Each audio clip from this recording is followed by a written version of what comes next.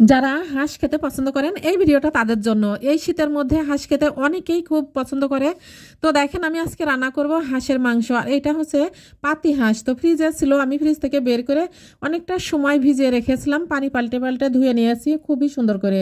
তো দেখেন এখানে ধুয়ে নেওয়ার পরে সব মশলা একে একে অ্যাড করে দিচ্ছি। রসুন বাটা, আদা বাটা, এখানে দিয়েছি শুকনো মরিচ বাটা, হলুদের গুঁড়া, ধনিয়ার গুঁড়া, স্বাদ মতো লবণ দিয়ে সুন্দর করে হাতে মেখে নেব। মেখে রেখে দেবো কিছুটা সময়ের জন্য।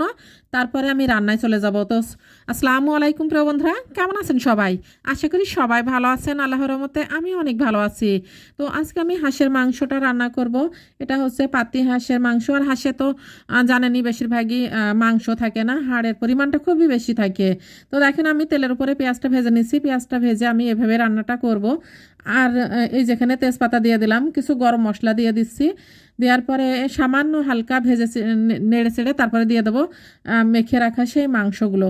আর মাংস এভাবে মেখে রেখে দিলে বেশ ভালো লাগে খেতে। আমি মাংসটা কিভাবে রান্না করছি, আমি একটু অন্যভাবে রান্নাটা করব, যাতে হাঁসের যে একটা এক্সট্রা গন্ধ থাকে, দেখবেন যত সুন্দর করে রান্না হোক কিন্তু হাঁসের যে একটা গন্ধ সেটা থেকেই যায়।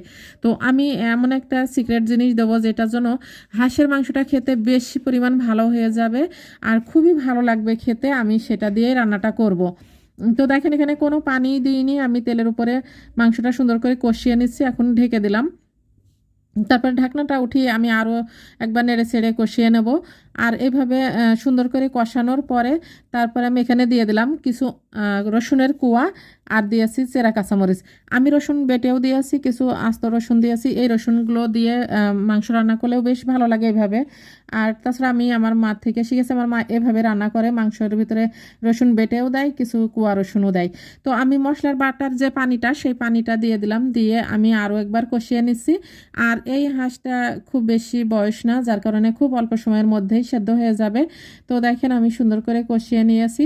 কষানোর পরে এখন সেইটা দিয়ে দেবো, সেটা হচ্ছে গাওয়া ঘি। তো এই মুহূর্তে আমি ঘি দেওয়ার সময় এই সময়টায় কারেন্টটা অফ হয়ে গেছিলো, যার জন্য খুবই অন্ধকার অন্ধকার লাগছে। তো আপনারা একটু কষ্ট করে দেখে নেবেন। আমার ফোনের লাইট দিয়ে তারপরে আমি আলো করেছিলাম। তো দেখেন আমি ঘিটা দিয়ে আরও ভালো করে কষিয়ে নেব। কষানোর পরে এখন আমি গরম পানিটা দিয়ে দেবো। আর মাংস রান্নায় গরম পানিটা দিলে মাংসটা খুব তাড়াতাড়ি সেদ্ধ হয়ে যায়। তো দেখেন আমি গরম পানির ঝোলের জন্য দিয়ে দিয়েছি। তাছাড়া আমরা কখনোই হাঁসের মাংসই আলু দিই না। অন্য অন্য মাংসে আলু দিলে হাঁসের মাংসে আলু কখনোই দিই না, তো ভালো লাগে না।